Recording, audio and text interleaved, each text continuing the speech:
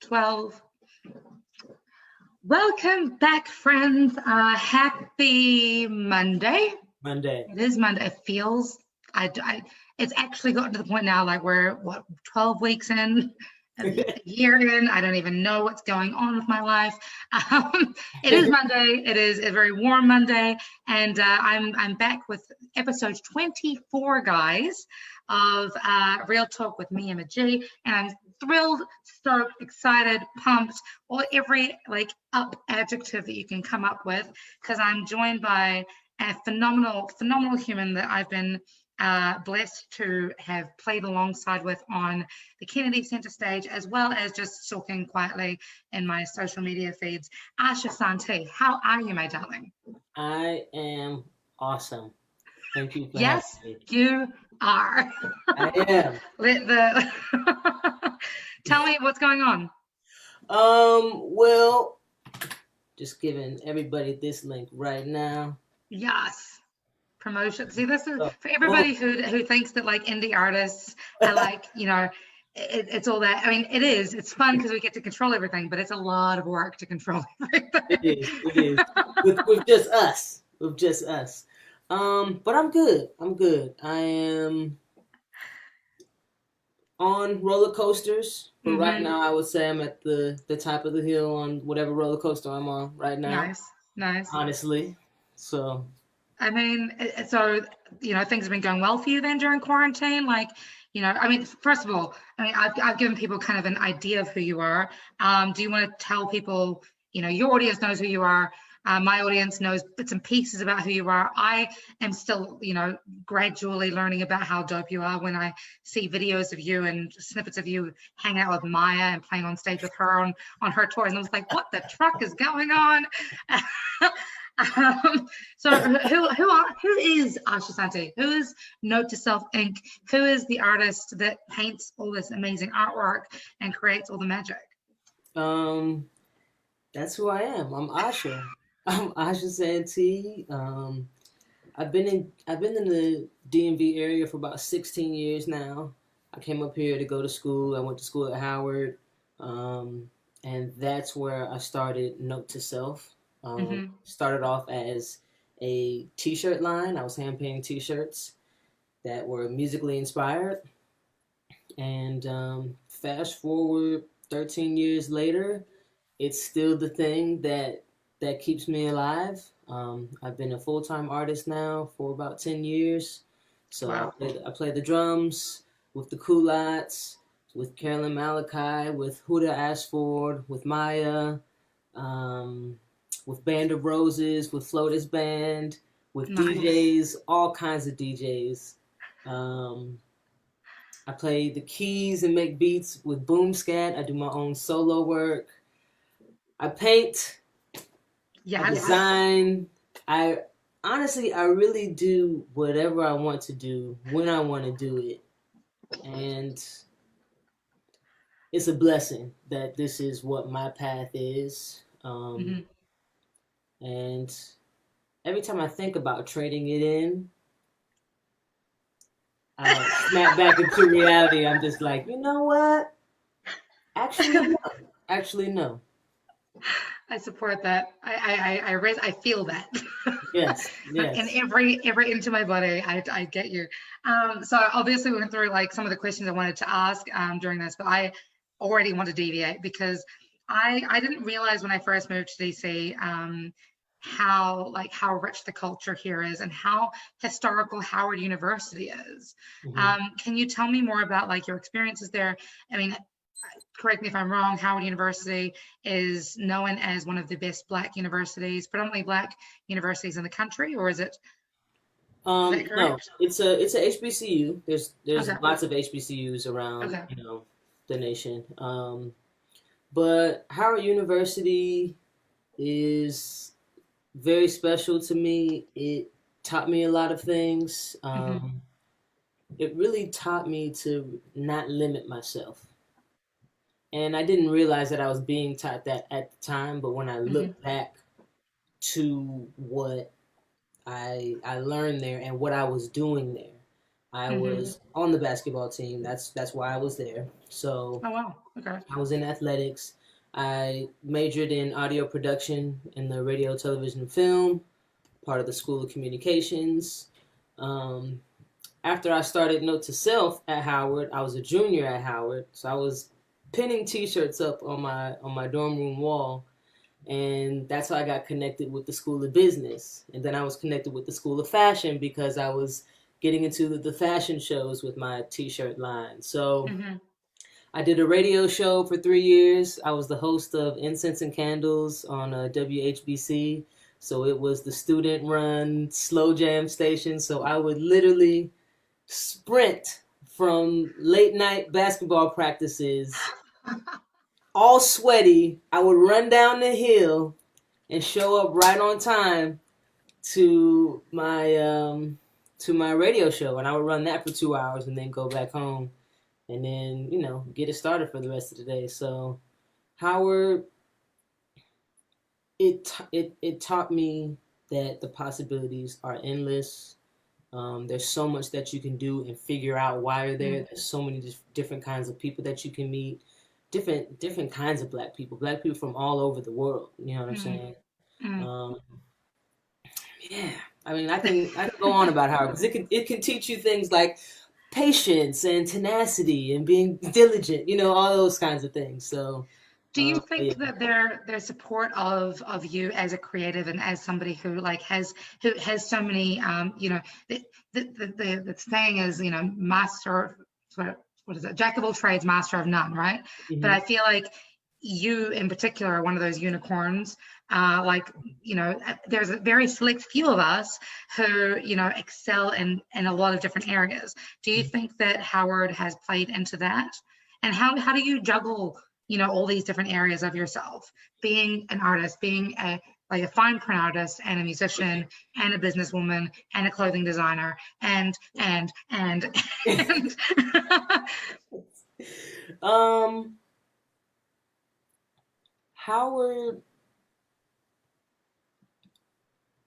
Howard subconsciously taught me a lot of these things through time management. Right. And having to be a student, having to show up as an athlete, regardless of what's going on, because that's what's paying for your school. Having to show up as a producer, because I was teaching myself piano and I was teaching myself beat making, production, software, and all that stuff when I would come home from practices. So nobody really knew I was a musician. Oh, wow. Campus. Okay. I was known as an athlete on campus. Right. So, and then, as I was doing all of these things and being active the best way that I knew how to, I think that subconsciously taught me time management and being different faces in different places. And honestly, there really isn't much of, I guess, a supreme balance. I think I don't even want to say that I struggle anymore. Music, color, love, all of those things that Note to Self is who I am. And whether it's music or whether it's painting or whether it's teaching the music, it's all so much fun to me at the time. So whenever I don't have a lot of gigs, that's when I can pull out my paintbrushes and get to some of the ideas that I've had that I've just had to write down notes about. Whenever that's happening, I'm heavy into the art, so it just depends what's happening. And Spirit always has a way of positioning my talents at the right times. Yeah. So I can manage whatever's happening. Isn't it? That's when you're in alignment, right? Like when the world just kind of shows up for what you need at that specific time. It's incredible. Yeah. So as a creative, as a full-time creative, especially in these different facets of your business, how did the quarantine? It feels like a million years ago, doesn't it? Like I don't. When we were quarantined back in what, February, March? March. Was it March? Yeah. I think it was March. How did that affect you? How was that, how did you deal with that creatively, with regards to your business, with regards to your performances? Did you just be like, okay, cool, now it's time to paint?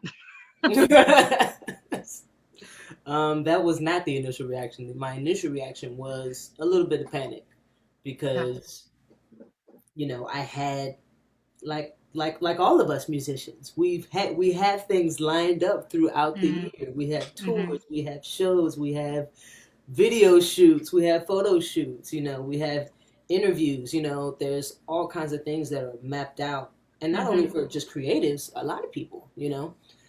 And I had that little bit of panic because it all shut down. And so I just had to stay still for a second. Like all that, like the first week or two of it all, I was literally just walking around the basement in circles and good cardio. not making any sudden moves, not Right. not thinking too drastically, but I had to be still because even as a creative, especially a full-time one, our wheels are always turning. So it's just like, okay, now I'm in this situation. All right, what do we do now? What do we do? How can we pay rent this month? Let's just start there. You know what I'm saying? How can we do anything?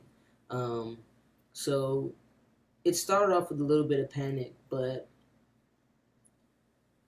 when you are immersed in a strong community and a connected community, I promise you, Emma, I was not worried about food. I wasn't worried about money. A few of my clients I teach drum lessons to, they paid me in advance for lessons. And wow. They still pay me for lessons even though I'm not there because I would normally be there. Right. So community has literally been the foundation of my survival in this quarantine. And I promise you, I'm not even about to even start naming names, but my community knows who they are. We hear like 1,000 minutes later, and then there's Kathy, and then there's. My community knows who they are. Yeah. And look, to them, man, I just get so emotional and so grateful because they show up. They show up, and they've been showing up for the past 10 years of me building this thing, what I'm saying? So, yeah. It's incredible because I think a lot of people, they look at the DMV community, that's DC, Maryland, and Virginia, as a very political community. They don't take into consideration the creative aspects of what this community is about. And I think you're on the nose. It's like there is so much love and outpouring of community or wanting to build a community that we don't give enough credit to, I think, especially in the media, right? So I say all that to mean, like, how did you I don't know if this is like a common thing for you, but I know that a lot of artists, when it comes to accepting help, it can feel kind of like imposter syndrome a little bit, like, why am I deserving of this? Who am I to, be the recipient of so much love and support? How do you deal with that as somebody who creates? And we don't necessarily have something physical to give, but we have this superpower, this magical musical gift and education and all these things that are just not tangible. How do you kind of come to sense with that in your head? It's been something that I've struggled with because we're always like, especially if you don't feel like you've made it yet, or you have this many followers, or you've played these shows or been to this country or blah blah blah. You know what I'm saying? But I was reading one of my favorite books. Most people who know me know the 7 Spiritual Laws of Success. Deepak talks about accepting gifts. Just accept them when they come. There's no need to fight them. I think it was that book. But there's no need to fight them. It came to you for a reason, and people do want to help. And 1000%. it's not even a thing about them feeling sorry for you. It's ultimately, I've seen you for the last 5 years, Asha, show up for the community in providing this music to us, in providing this art to us. We see you busting your tail. Like, continue to do it. We believe in you. It's healing. Here's $50 for the show that you just did tonight. Right. Or, you know, come by, grab some groceries. I picked up extras so you can have some. You know what I'm saying? It's just come a time where you have to accept, especially if you know who you are and in what you do, and you're certain of that. Like, I know what I do for my community. Right? I provide a vibe. It's music. Yes, you do. I try and show up for everybody that I possibly can outside of my schedule. You know, we're all important. We're all important in some type of way. And so we can't shrink ourselves. Word. You know what I'm saying? So it's been hard, but during this quarantine, it's literally been like, okay, people know, like, you worked this much to where people know that this is what you do, and they know that all your income is shut off. Yeah. You know what I'm saying? So they're like, yo, that's my homegirl, Asha. That's the homie. Oh, she play at Wicked Bloom? Yeah, let me slide her 10. You know what I'm saying? Like, every little bit counts, and everybody feels good to give and share. So yeah, no, 1000%. We have a term in New Zealand called koha, which is basically that. It's a pay what you feel is fair, pay what spiritually calls you to pay.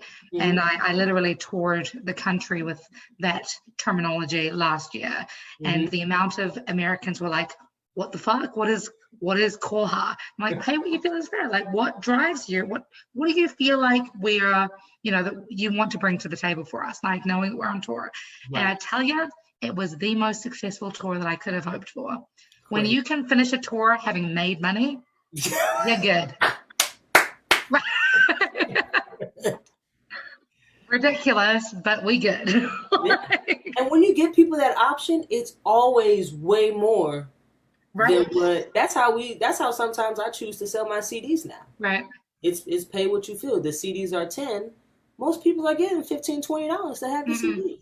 You know what I'm saying? So love is real, man. Love is real. It's real. So I have 2 direct questions from that beautiful answer you just gave. First of all, the most immediate one is, what do you think stops people from knowing who they are? Because you're talking about, like, when you show up as your authentic self, you really can deliver, and people then gravitate towards that and are able to reciprocate either financially or with hugs or with food or with whatever. But first, you need to know who you are. Why do you think there are so many people who don't? Well, there's a lot of things. It depends on, I think, ultimately how you grew up.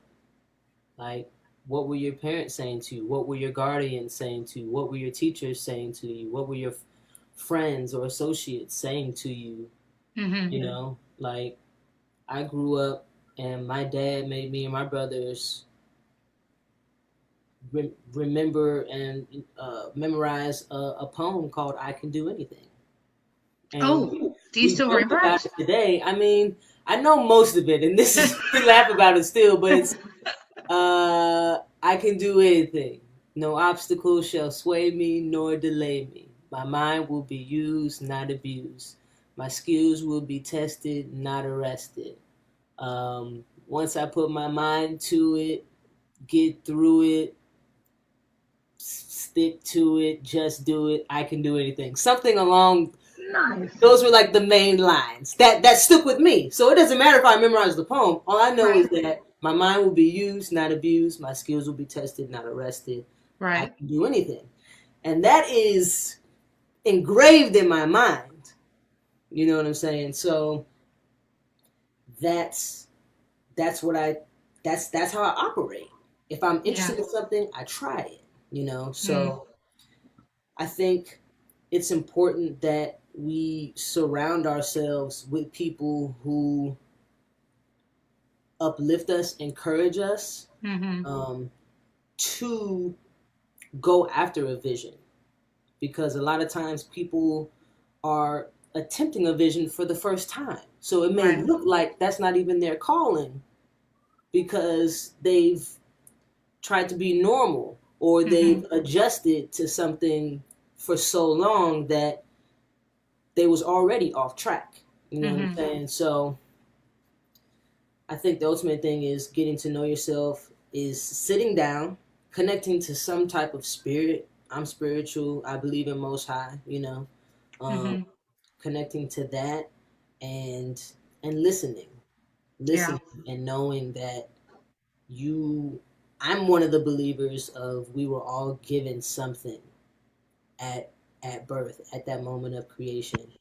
And when you know what it is, when it unlocks that joy that was also installed in you at birth, then you got to follow that, and you have to build up and get to it. I don't want to talk too long because no, you're good. I love this is all about you, babes. I love inspiring people and encouraging them to know that they can do anything.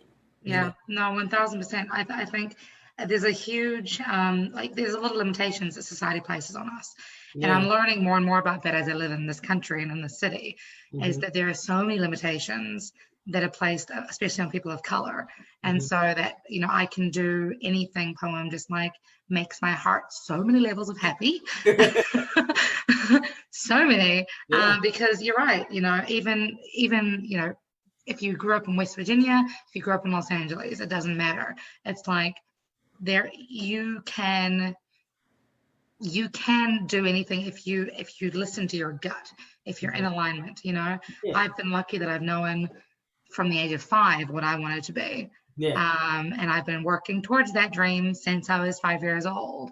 But I think a lot of people just get thrown off. I was having a conversation with my percussionist last night, Joey J Drums, and he was saying that dream that you had, how you spent your time when you were 6 years old, basically that becomes your calling.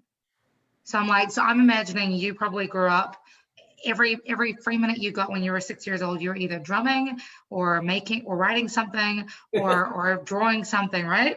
Was that you? I was. Right. What I was doing when I was 6 years old, I am shitting you not, I was writing songs. My first ever song that I wrote, I was 5 years old. It was called, and I'm not even kidding, School is Cool. Nice. Listen, it's a hit. It's a hit. It's a hit. Oh yeah, I tell you, education, man. Yeah, man.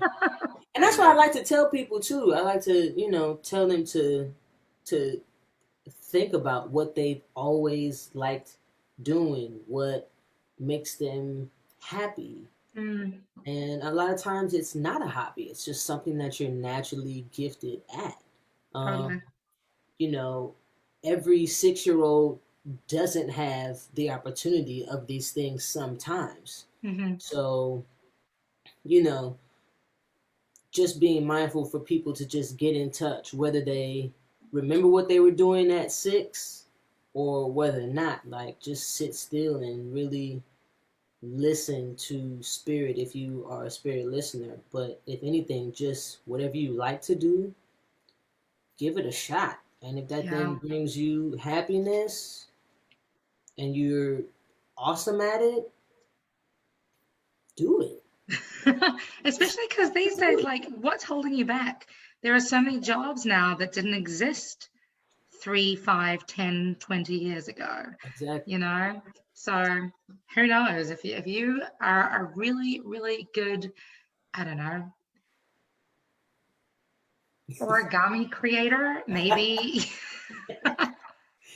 maybe your destiny is origami. It's the thing. There are books written on origami. I'm quite sure there's art sold that is origamic. So I want to go back to another comment you made earlier, talking about the imposter syndrome of like figuring out, okay, what does it feel like to make it? Mhm. How do you know whether or not you've made it? Um, Have you made it? What is it? exactly. What is it? Um, I think. Well, I know that there's not an it Hmm. for me, just based on my beliefs on vision and purpose and stuff like that. Um, I think there's always next. You can always make it Hmm. to whatever that next step is. And I think that all of those it's should be celebrated, Hmm. but not celebrated to a point where you're content with that. If you want to be content, that's fine. I'm not telling people how to be. But as for me and my stepping stones, I feel you. Complacency is the worst place for me. yeah. So it is for me. It's those next things. So my show that I put on March 1st, where I Hmm. released my third album, my third solo album, um, and I executed an event in the way that I dreamed it. That was it. When I Hmm. walked into the room, when people walked into the room and grabbed their blindfolds and put their blindfolds on and listened to my album and brought and bought my accessories and I saw my team Mm. operating, that was it. Mm. So I walked through the door and I made it. You know what I'm saying? Right. That's what I made at that moment. After that, you digest it. You sit in it. You celebrate it. You pop a bottle to it. You take pictures. You know what I'm saying? And then you make the next it. Hmm. You know what I'm saying? So I don't really think there's a I made it. I think it's important that all of the it's that you're making, Hmm. I think that it's important to give it your all and Hmm. whatever that it is. And know that that's your focus. That's what you're here to do at the moment. That's your purpose. How are you going to effectuate change in other people? How are you going to uh, bring people along with you and grow whatever that thing is? And that's what it is, a bunch of it's. Yeah. I mean, facts. I've been realizing more and more the importance of celebration, Hmm. because you're completely right. Like, personally, I have a tendency to always be focusing on the next thing that I don't actually like. The it is unidentifiable, and then when I achieve whatever goal it is, that it has moved. Hmm. I'm already looking past it onto the next Yeah. thing. So that's what I'm personally working on over the next lifetime. But when it comes to celebration, which I've started doing on a weekly basis now, like, hey, what have you achieved this week, Emma? Hmm. What is your personal celebration style? Um, for me, I like to sit outside um, Okay. in my beach chair, and Nice. I like to sit outside and just smile and like look at posts and look at what people said about the event. Go through the reactions, read the text messages that people have sent you after an event. Um, Most times that's accompanied with a glass of wine. Mm-hmm. um, yeah, and I've been getting better at celebrating through not working, because Nice. that, I feel you 100%, and it's something that you have to like keep on, reminding yourself, yo, take a little break. Like, you literally just went hard for 2 months straight, Mm-hmm. Mm-hmm. countless hours. You can take this day and just sip some wine, feel the breeze, listen to the rain, whatever the weather is at the moment. Mm-hmm. So I think that's my best form of celebration, taking those breaks and reminiscing on it, and just like doing like one of those self kind of daps and shaking yes to yourself. Self-doubt. Like, yeah, self dap. Like, yo, you did do it. You did do it. And look what it took. And look what it took to do that. So, Yeah. and I think it's, with that said, shortly, I think it's important to document all the parts of a process. So I like to take pictures of how my room looks when I finish an art series. I Mm-hmm. like to uh, make recordings of ideas that we have for songs, and Mm-hmm. record rehearsals and practices, and then it's just like, you go back and you listen to those, and that helps you chart your growth. Mm-hmm. You know what I'm Mm-hmm. saying? So that's, documenting is, it's important to the celebration part too. So Totally. Yeah. I've started writing a journal for the first time since I was a teenager. And journal. literally every night I'm like, okay, what were my wins today? I didn't yell at someone. That's good. No, I'm kidding. Solia says, I think it's important to celebrate all the segments of your journey to the next. There's a difference between being content and being complacent.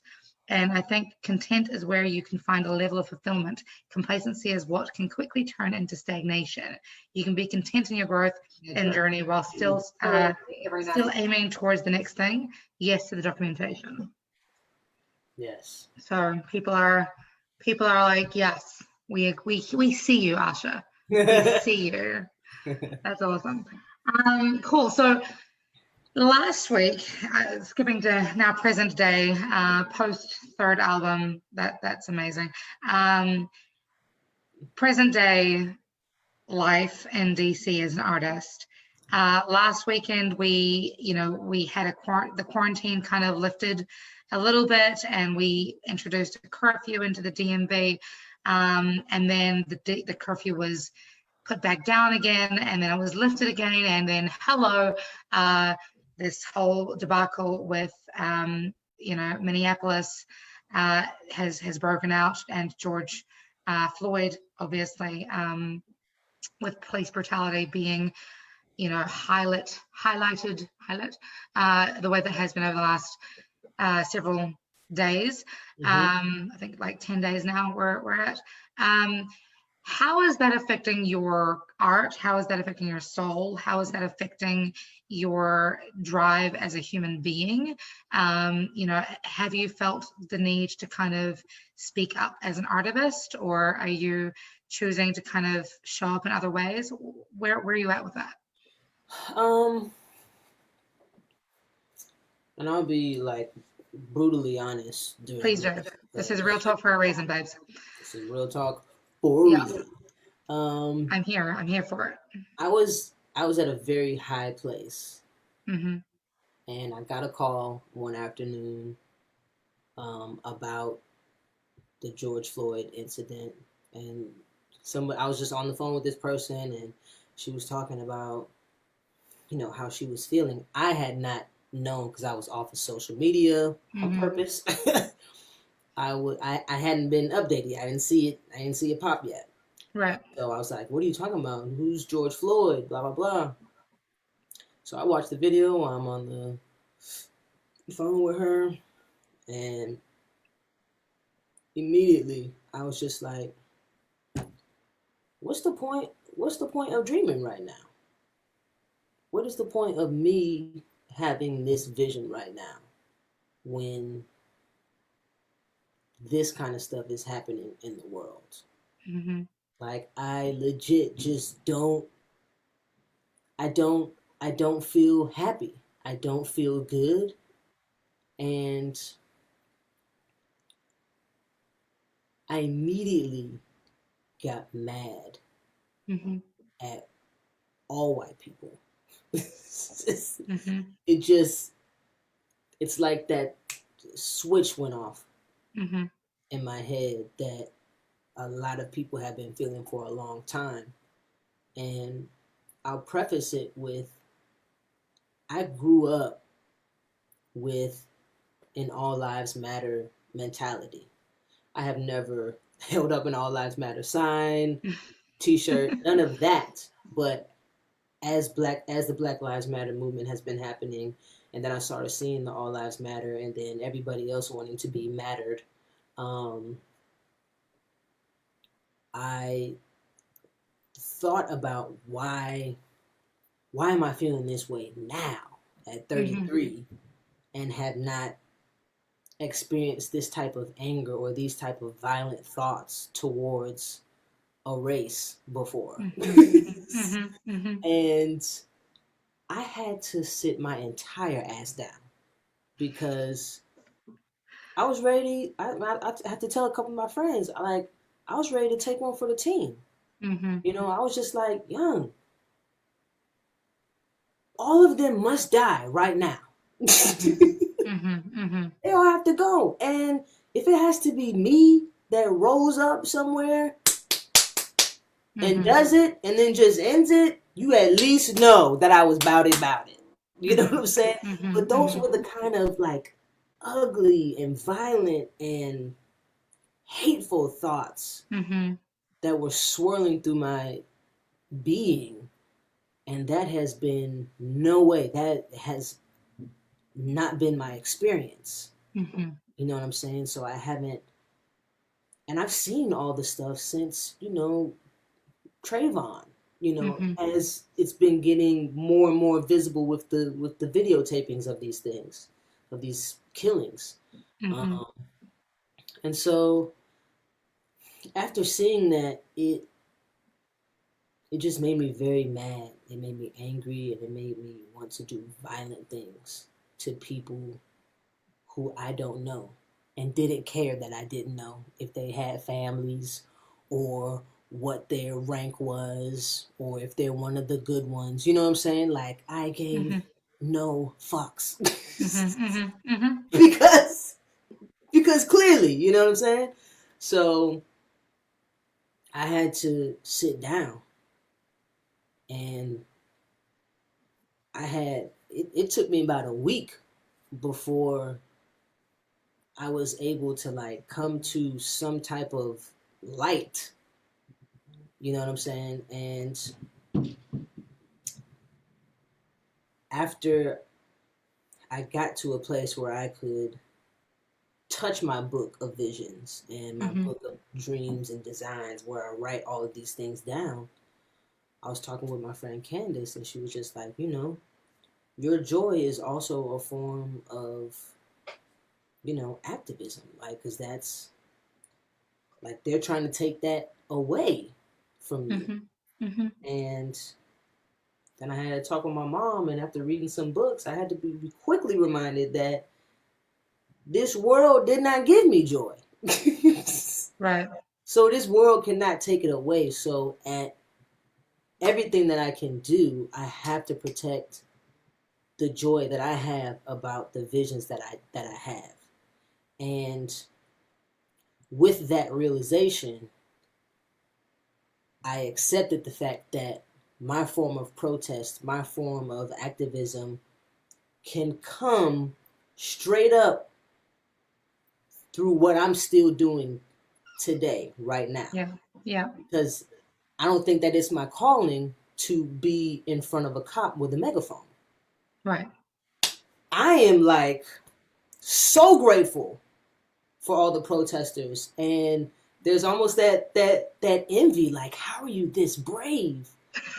You know what I'm saying? To honestly, like, how are you this brave to like get hit or get shot at with some rubber bullets and tear gassed and Mm-hmm. you know be out here on these battlefields? But I had to like strongly accept, and I'm still in this accepting phase of how do I now recreate Note to Self to be something that continues to uplift our Black people, uplift our Black gay people, uplift Black women, uplift Black trans people, uplift Black just Lives. period. You know what I'm saying? Yeah. How can I make this now more of a mission than just t-shirts and accessories, which is what it started off as. Right. So not to like share too much of what my vision is, but now it's a place where I know that I'm on the healing side of this. Mm-hmm, mm-hmm. Everybody's gonna need some place to go to reshape their hearts, to heal their minds, to meditate, to receive a good word. And I want to be that location where you can get good food, where you can get a good night's rest, where you can take a bath, where you can meditate, where you can read, where Mm-hmm. you can teach and heal and all that kind of stuff. So Mm-hmm.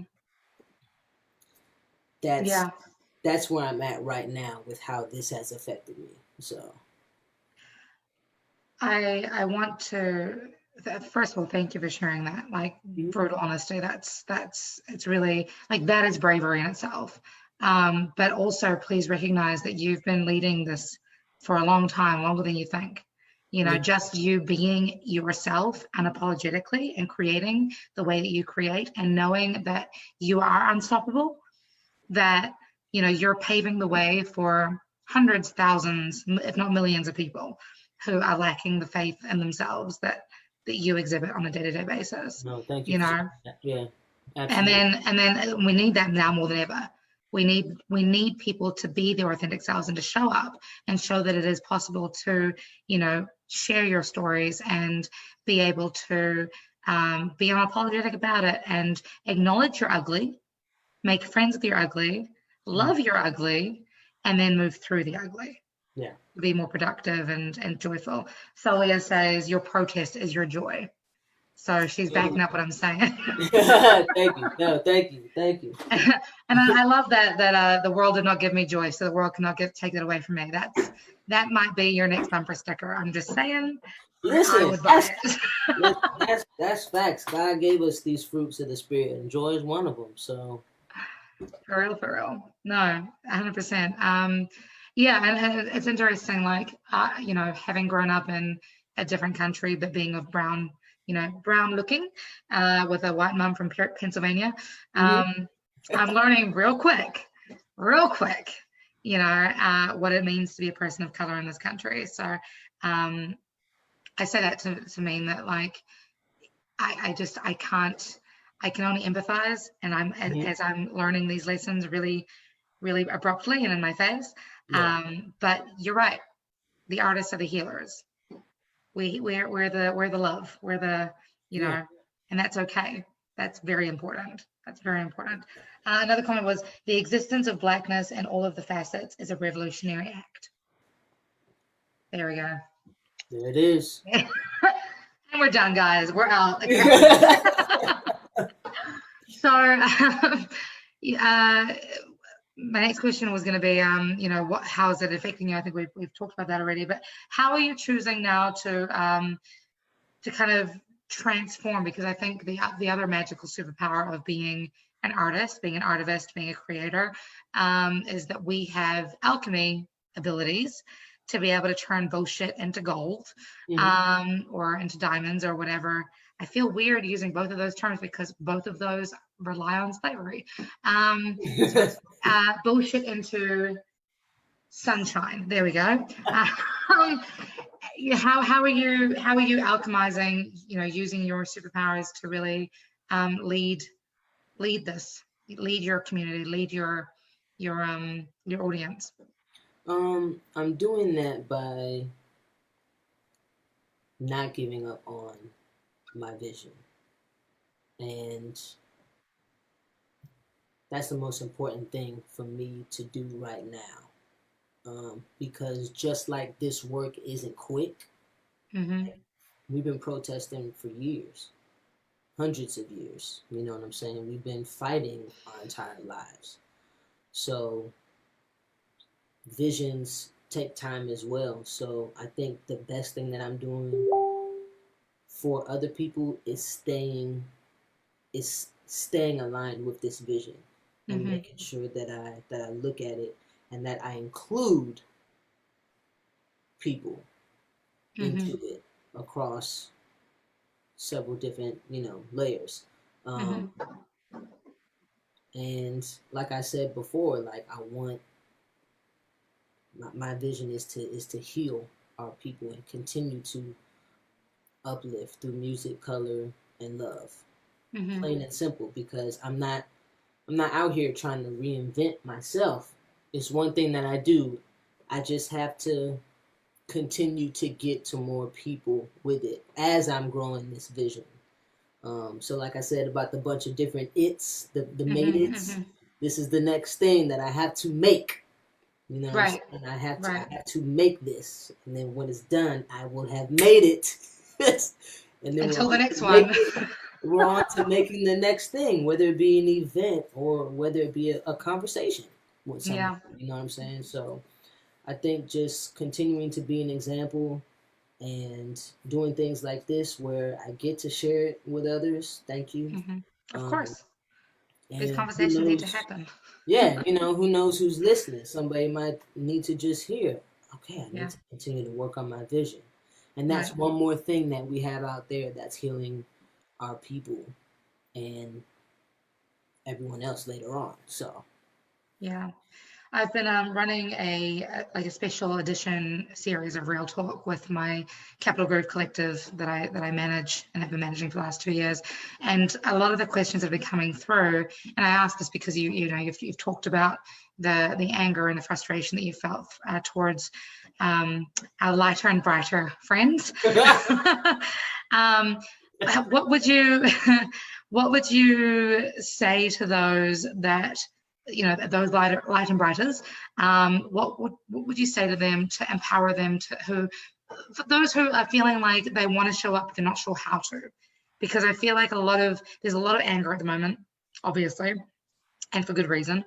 But this isn't a conversation, I think, that only one segment of society can solve. We all need to come together as a community and actually talk to each other, I think. Do you agree with that? Do you feel that light and brighter people need to be part of the conversation, and how can they get involved? No, definitely. And as I'm still learning, because like I said, this is a very new experience for me as well, even as a Black person. This is nothing that I'm used to. You know what I'm saying? So there's still a lot of research that I'm doing, so I speak correctly when I'm standing up for myself and standing up for Black people as well. So the two things that I will say for white people and anybody else to do will be to do their own research. We are not going to be the ones educating you on this. Do your research. There is a grip of books. There are grips of organizations that are out here that you can be a part of, where you can understand what the fuck is actually going on and how it's embedded into the system. So doing that, and if you're not doing that, then put your money to the bail funds, support all the movements, the Black Lives Matter movement, everything that's happening. There's a plethora of things that you can donate to. And you can just show up in whatever city that you're in with your sign, and make sure that you are working to become anti-racist and not non-racist. So Word. And I think that's been a really, really important distinction these past few weeks, is that there's a difference between being not racist and a huge difference between that and being anti-racism. Yeah. For those who are fearing losing contact with those people that are exhibiting racist behaviors. I feel leading with love is really important as you educate them as to what their actions are actually doing. But if they leave your life,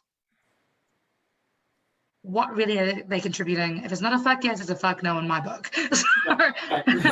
Right? So yeah.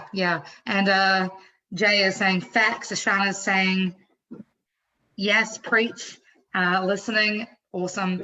Thank you guys for listening in, guys. On that same note, so in amongst all of this anger, frustration, grief, hurt, and empowerment, how are you finding time to look after your soul? Oh, Are you looking after your soul? absolutely. Okay, cool. Absolutely. what's your go-to?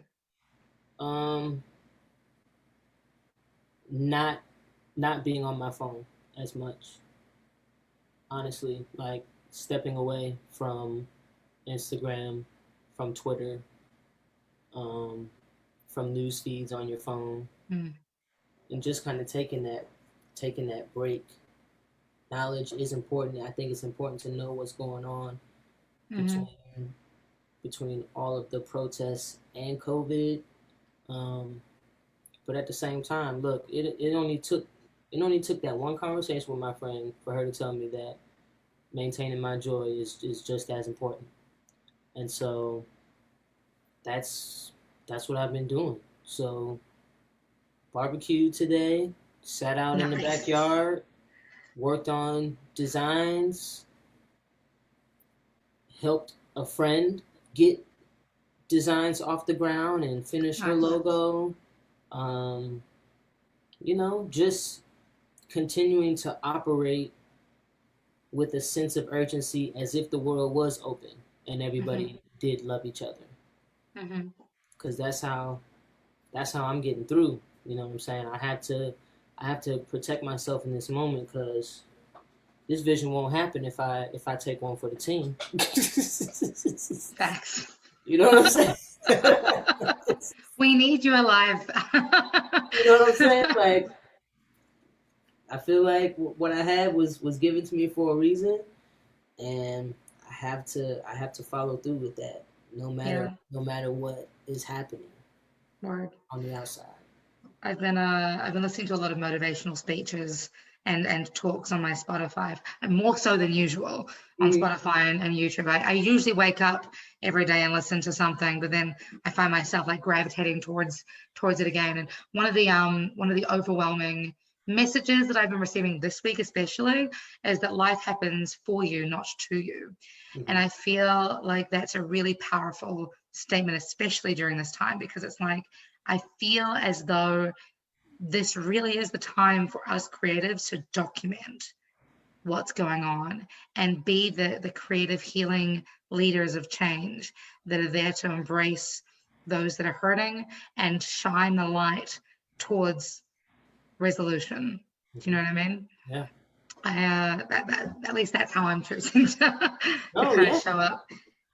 Everyone's saying, go back to New Zealand. What are you doing in America still? It's dangerous. I'm like, yeah, but I got a community here. My family's here. Yeah. There's a work to do. Yeah, for real. Now, my last question of the day is super, super silly. And I kind of apologize for this because I feel like this has been a super powerful conversation. And again, I want to thank you for taking the time to really dig deep with me today. But I'm really fascinated by your booty heart. This guy right here. Huh? Yes! On the cap even. Come on, guys. What's up? The booty heart. Well, we are in the Booty Hearts Gallery.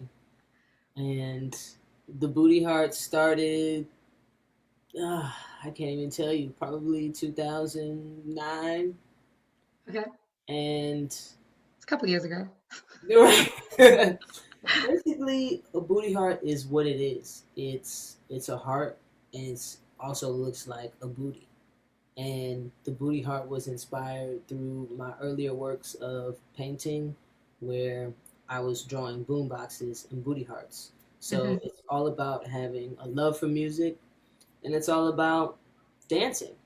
It's all about Right. dancing. You know, one of my favorite things to do is to drum with the DJs, and I feel like dancing is a freedom, is a way that people like transcend and like float away. You know, Hmm. and I'm a child and I'm just silly, so I've been drawing the booty heart um, since high school. It started Wow. it Okay. started off as a hilltop, and I would paint a stick man flying a kite at the butt crack of dawn, and that's where the booty part came in. So The butt crack of dawn. Okay, I the see butt you. crack I of dawn. see you. It was just something I did in high school. I was drawing little pictures for folks to have good happy days and laugh at something. So and now the booty heart has just evolved into its own thing. It's love. It makes people laugh. Um, I'm not afraid to say like booty. You know what? Even like to some of my kids and really explain what it is. But it's all it is. It's love and it's dance and it's freedom. That's awesome. I love that. So if you are watching and you're interested in either purchasing some of Asha's artwork or merchandise or that dope ass cap, you can head to note number 2 selfinc.com. It's in the description of this video right now. And if you haven't checked out her music, she's phenomenal. In every facet. If you're looking for drum tuition, if you're looking for production, like genius is like you're a unicorn. That's all I can. That's all we can. Yeah, right. Thank you. My screen's a little bit. Yeah, that was weird. Okay, what am I doing? I don't even know. It's all right. It's all right. It's just us. It's just us. Yeah, never mind the people that are watching this right now. I am this crazy in real life. It's okay. We're gonna get through this. But thank you guys so much for watching. Do you have anything else that you want to sort of end with, Asha? um, I love everybody. I just want to encourage folks to continue to take your time throughout all of this, Mm-hmm. and be still in moments that you can be still, because that's when you can listen the best, when you're Word. still. And for those who are wondering, okay, what's going to happen next? A lot of people have lost their jobs or are furloughed right now, and they don't know what's Mm-hmm. happening next. Be still. Be still. Listen to spirit. If you do not connect with spirit, be still so you can listen to whatever thoughts are in your head. And if they're wild thoughts, talk to somebody. Utilize your community. Um, Everybody feels like I don't want to be a burden. There's somebody out there that's can share an experience, that can say something that can turn your whole life around. Just make a call. Um, yeah, and continue to just be here. We're all still here, still fighting, still living. Just stay here, but ultimately be still. Thank you. Yeah, I want to. As we say in New Zealand, I want to totoko those messages, which basically means echo. Shine back a mirror to you.